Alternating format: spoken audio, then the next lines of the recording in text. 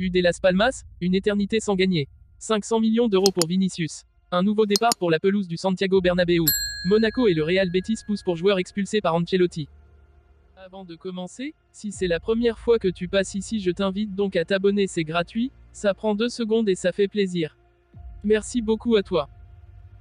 Après des années de problèmes avec la pelouse de son stade, le Real Madrid espère que cette saison sera celle du renouveau et de la fin des soucis.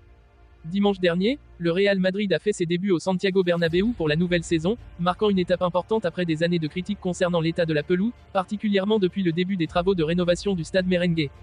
La pelouse du Santiago Bernabéu a été au centre de nombreuses discussions la saison dernière en raison de sa détérioration inquiétante, illustrée notamment lors du match contre Manchester City en avril 2024, où Pep Guardiola a vivement critiqué sa qualité. Malgré une validation par l'UEFA comme étant acceptable, il était clair qu'elle nécessitait des améliorations. Durant la saison 2022 à 23, le Real Madrid a dû remplacer sa pelouse à 3 reprises en raison des affectations dues aux travaux et au manque de lumière, même si une grande partie des rénovations avait déjà été achevée avant le match contre Manchester City. Pour cette nouvelle saison, le club a mis en œuvre un plan méticuleux pour restaurer la pelouse du Bernabéu. Les effets du nouvel hypogée s'est révélé prometteur lors du premier match à domicile, offrant une surface impeccable. Toutefois, le vrai test sera la capacité de la pelouse à supporter la saison entière. Le Real Madrid n'a ménagé aucun effort pour atteindre l'excellence, comme en témoigne l'utilisation récente des machines Grassmax pour renforcer la résistance du gazon. Ce procédé, déjà éprouvé dans d'autres grands stades, devrait garantir une surface plus durable et uniforme, soutenant ainsi le jeu rapide et technique du Real Madrid. Le club madrilène fait tout ce qui est possible pour retrouver une pelouse parfaite, et les progrès réalisés dernièrement sont indéniables et apportent satisfaction au sein du club comme auprès des joueurs, qui ont été les premiers à saluer l'excellente qualité du gazon après la victoire face à Valladolid. Le Real Madrid se déplace le jeudi 29 août à 21h30 au stade Gran Canaria face à l'UD Las Palmas, une équipe qui n'a plus connu la victoire en Liga depuis 201 jours. L'UD Las Palmas, qui a perdu son dernier match 2-1 face à Leganés, espère se racheter avec la réception du champion en titre, le Real Madrid, ce jeudi. Mais pour réussir, Los Amarillos vont devoir déjouer tous les pronostics. 16 matchs sans victoire. L'équipe des îles Canaries n'a en effet remporté aucun de ses 16 derniers matchs en Liga, une série noire qui commence à peser lourd dans l'esprit des joueurs de ce club. La dernière victoire de Las Palmas remonte au 10 février 2024, contre Valence 2-0, lors de la 24e journée de la saison précédente avec des buts d'Alex Suarez et Marc Cardona dans les dernières minutes. Depuis ce succès, l'équipe de Gran Canaria n'a pas réussi à glaner la moindre victoire et s'est maintenue de justesse en première division à la faveur d'un match nul et vierge 0-0 obtenu à Cadix lors de la 37e journée de Liga. Ce fut d'ailleurs le seul match de la saison où cette équipe n'a pas encaissé de but. Les problèmes persistent. L'UD Las Palmas n'a pas non plus réussi à s'imposer depuis le début de la Liga 2024 à 2025 avec un match nul à domicile contre Séville, 2-2, et une défaite à l'extérieur face à Leganés, 2-1.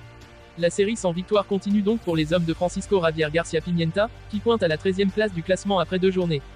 La réception du Real Madrid, qui suscite toujours de grandes attentes au stade Gran Canaria, arrive cette fois-ci très tôt dans la saison, 3e journée.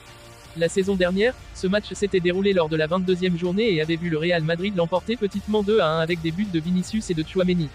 Les Canaries avaient même cru tenir l'exploit en menant au score 1-0 jusqu'à la 65e minute. L'Arabie Saoudite nourrit toujours le mince espoir d'arracher Vinicius Junior au Real Madrid. L'offre saoudienne dépasse toutes les attentes, mais ne sera pas suffisante, du moins cet été.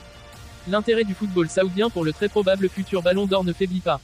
Le Brésilien est au courant de cet intérêt et de ce qui lui est proposé, une offre d'1 milliard d'euros sur 5 ans, salaire et bonus compris, et rôle d'ambassadeur pour la candidature de l'Arabie Saoudite à la Coupe du Monde 2034. Cette offre n'est jamais parvenue officiellement dans les bureaux du club madrilène, mais l'Arabie Saoudite a en revanche sondé le terrain par des contacts avec l'entourage du joueur. Il y a quelques semaines, le journal AS affirmait que l'Arabie Saoudite souhaitait verser 400 millions d'euros au Real Madrid pour qu'il se sépare de sa star, et aujourd'hui, c'est El Chiringuito qui révèle que l'offre s'élèverait à 500 millions d'euros.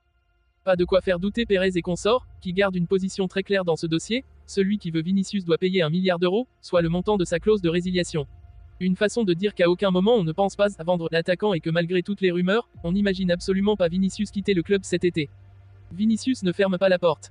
En revanche, la direction madrilène reste attentive à ce qui se passera l'année prochaine. ESPN affirme en effet que les représentants du Brésilien auraient dit au Real Madrid qu'ils n'étaient pas intéressés par le renouvellement de son contrat, 2027, car le joueur veut se donner le temps de réfléchir à son avenir cette saison avant de reconsidérer l'offre saoudienne l'été prochain. Le milieu de terrain espagnol de 28 ans ne ferme pas la porte à un départ au vu de son statut d'éternel remplaçant au Real Madrid, statut qui n'a pas changé en ce début de saison même avec les blessures dans l'entrejeu madrilène. Le marché des transferts du Real Madrid arrive dans sa dernière ligne droite pour Dani Ceballos, un joueur pour lequel plusieurs offres sont en train de tomber. Le Real Betis et l'AS Monaco sont attentifs à la situation du milieu de terrain andalou et font des efforts depuis la semaine dernière pour s'attacher les services de ce joueur. Dani est ouvert à un départ qui lui permettrait de trouver une place de titulaire qu'il mérite tant il a de qualité à offrir à de nombreux très bons clubs et le Real Madrid, quant à lui, ouvre une période de réflexion à la fin de laquelle il prendra une décision concernant Ceballos qui a un contrat se terminant en juin 2027. Malgré le peu de temps de jeu que lui accorde Carlo Ancelotti en ce début de saison, 1 minute en Supercoupe d'Europe et 5 minutes plus le temps additionnel contre Valladolid, dont Carlo compte sur Ceballos comme remplaçant de luxe dans un milieu de terrain madrilène décimé par les blessures Bellingham, Camavinga. Si Ceballos est amené à partir, cela devrait être vraisemblablement sous la forme d'un prêt avec une option d'achat pour l'été 2025 que ça soit à Séville ou à Monaco. L'été de Ceballos. Après déjà une période de réflexion à la fin de la saison dernière sur son avenir au Real Madrid, Dani Ceballos a débuté l'été avec la ferme idée de se faire une place dans le milieu de terrain madrilène, ce qui l'a même poussé à refuser des offres en provenance de la Première Ligue et de Arabie Saoudite. Une petite semaine de repos à Dubaï avant de débuter une préparation exigeante en vacances, avec du travail physique dans le Sierra Nevada pour démarrer la pré-saison le 15 juillet à grande vitesse. D'ailleurs, Ceballos a été l'un des meilleurs joueurs du Real Madrid lors de la tournée américaine et des différents matchs amicaux mais, avec l'arrivée des matchs officiels, il a tout de suite retrouvé son rôle de simple joker au milieu de terrain. Ancelotti a pourtant insisté sur le fait qu'il serait un joueur encore plus important avec le départ à la retraite de Toni Kroos. Ceci étant dit, alors que le Betis et Monaco frappent à la porte avec insistance, aucun mouvement n'est à exclure d'ici vendredi mais il faudra que l'offre soit à la hauteur des attentes du club, à savoir au moins 10 à 15 millions d'euros.